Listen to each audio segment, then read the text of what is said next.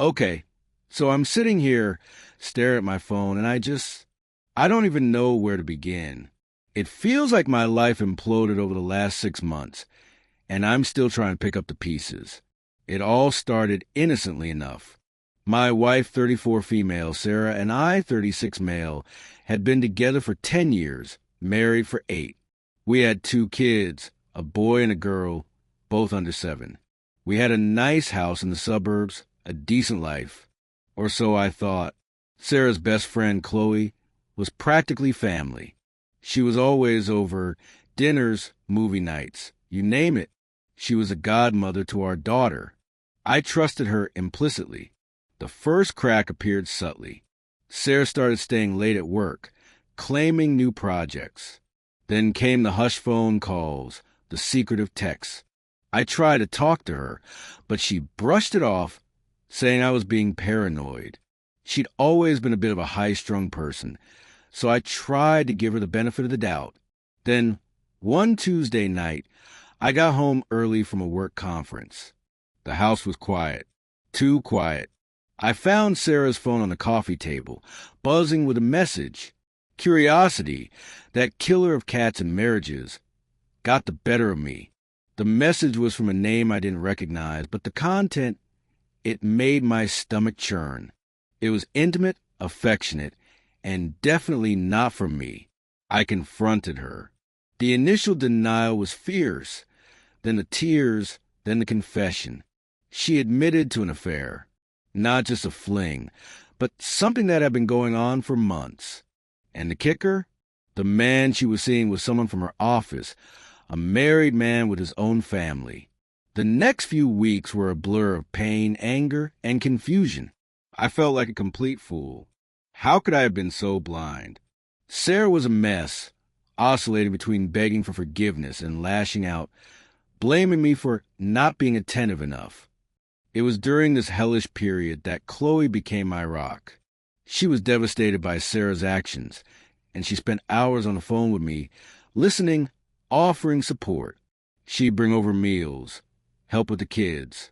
She was the only light in the darkness. I found myself looking forward to her calls, her visits. She understood and she didn't judge. One evening, after the kids were asleep, Chloe was at my place. We were sitting in the living room, sharing a bottle of wine, just talking. The conversation drifted, as it often did, to the situation with Sarah. And then something shifted. We looked at each other, and in that shared gaze, there was a recognition of something more. It was unexpected, confusing, and, I'll admit, a little bit exciting. We were both hurting, both feeling betrayed in our own ways, and we found solace in each other. It started innocently, just comforting hugs, shared tears. But then one night, things escalated. It was a moment of weakness, of shared vulnerability, and we crossed a line. It felt wrong, and yet, in that moment, it also felt right. We were 2 broken people finding connection. The guilt was immense, but so was the growing affection. Sarah, meanwhile, was still in denial about the extent of the damage she'd caused. She started talking about working things out, about couples counseling. I knew it was over, but she was still clinging to the fantasy. Then came the real fight. Sarah, sensing a shift in my demeanor, became suspicious. She accused me of seeing someone else. I tried to deny it, but she was relentless. She started going through my phone, my emails. She found some messages between me and Chloe, innocent enough on their own, but in her paranoid state, she twisted them into something sinister. She confronted me, and I, tired of the games and the lies, finally admitted that I'd found comfort in Chloe's company. I didn't mention the affair, just a friendship. That was enough for her. She went ballistic, and then the legal threats began. Sarah, clearly advised by someone who knew how to play dirty, started talking about divorce lawyers. She made it clear she wasn't going to go down without a fight. The first salvo was the house. She claimed it was her family home and that she deserved to keep it. She also started talking about custody, implying I wasn't a fit parent. It was a terrifying prospect. I love my kids more than anything, and the thought of losing them or even just seeing them caught in the middle of a bitter custody battle was unbearable. I felt trapped. Chloe, bless her, was a pillar of strength. She encouraged me to fight back, to be smart about it. She helped me find a good lawyer, someone who understood the nuances of these situations. She was there for every meeting, every phone call, offering support and advice. Sarah, on the other hand, was all about the drama. She called me multiple times a day, alternating between crying hysterically and making veiled threats. She was clearly trying to wear me down. The twist came when Sarah's lawyer filed a motion to freeze my assets, claiming I was attempting to hide money. This was completely unfounded, of course, but it was enough to cause a lot of stress. I felt like I was drowning. Then, another twist. Chloe, who had been so supportive, started acting a little strange. She was jumpy, secretive. I asked her what was wrong, and she brushed it off, saying she was just stressed about the situation. But I could tell something was up. One afternoon, I was at my lawyer's office, going over some documents, when my lawyer received an anonymous tip. It was about Sarah's affair. Not just the existence of it, but details. Specific dates, locations, even the name of the man she was seeing. It turned out that the anonymous tip had come from Chloe. At first, I was confused. Why would Chloe do this? Then it hit me. Sarah had been accusing me of having an affair. Maybe Chloe was trying to expose Sarah's infidelity to protect me, to show that I wasn't the one being unfaithful. But the biggest twist was yet to come. Sarah's lawyer, armed with this new information, used it to their advantage. They presented it as evidence that Sarah's affair was a result of my own infidelity, a sort of tit-for-tat. It was a twisted, manipulative argument, but it seemed to be working. I was furious with Chloe. I confronted her, and she finally broke down. She admitted that she had been seeing the same man Sarah had been seeing. She had been so consumed by her own pain and anger that she had made a terrible decision. She had tried to hurt Sarah by exposing her affair, but in doing so, she had inadvertently made my situation worse. I was devastated. The one person I thought I could trust, the one person who had been my support, had also betrayed me. I felt completely alone. Sarah, meanwhile, was circling like a shark. She had her lawyers, her accusations, and now she had a supposed advantage. She was determined to take everything from me. But then, something unexpected happened. The man Sarah had been seeing, the married man, his wife found out about their affair. She filed for divorce, and in the process, she also filed a lawsuit against Sarah for alienation of affection. This was a huge blow to Sarah.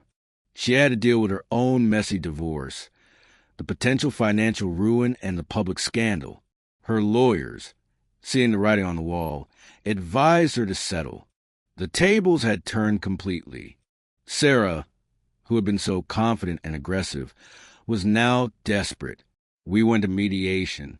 Sarah's lawyer, realizing they had no leverage, pushed for a quick settlement. Sarah, facing ruin, agreed to a divorce with no alimony. She also agreed to a fair division of assets, which meant she got the house. But I got to keep my savings and investments, which were substantial. As for the kids, I got primary custody. Sarah was allowed visitation, but it was supervised for the first few months. It was a painful process, but it was fair. After the divorce was finalized, I was numb. I had lost my marriage, my best friend, and I was deeply hurt by Chloe's betrayal. I felt like I had nothing left. Chloe, after her own revelation, had gone through a period of deep reflection.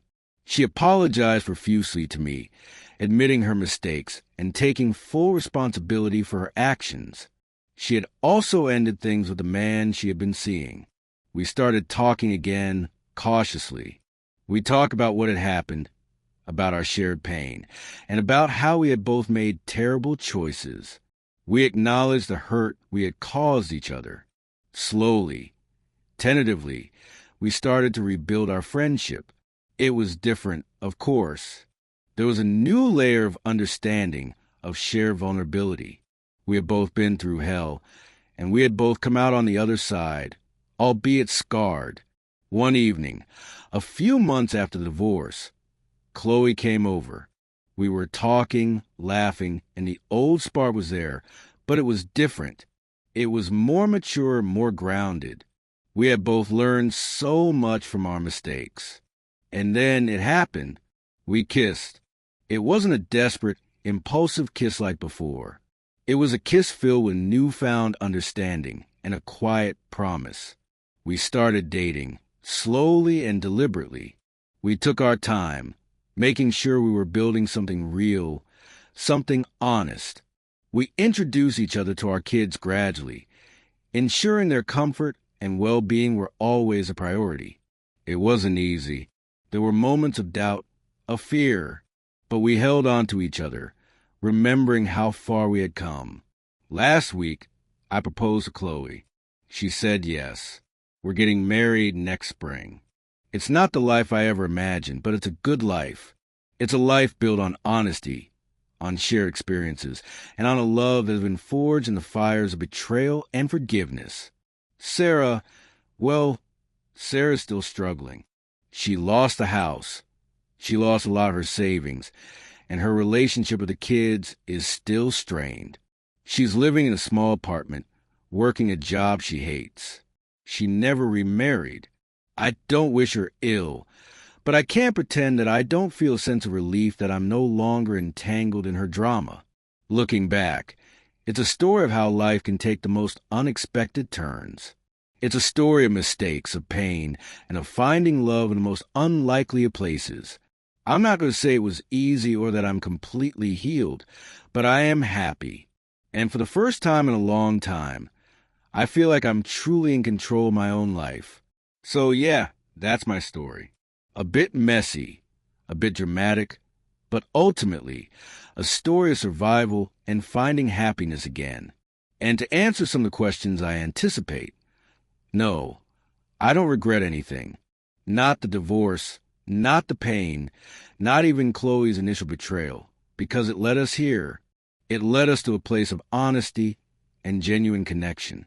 I learned that sometimes the greatest blessings come from the greatest heartbreaks. And that, my friends, is the truth.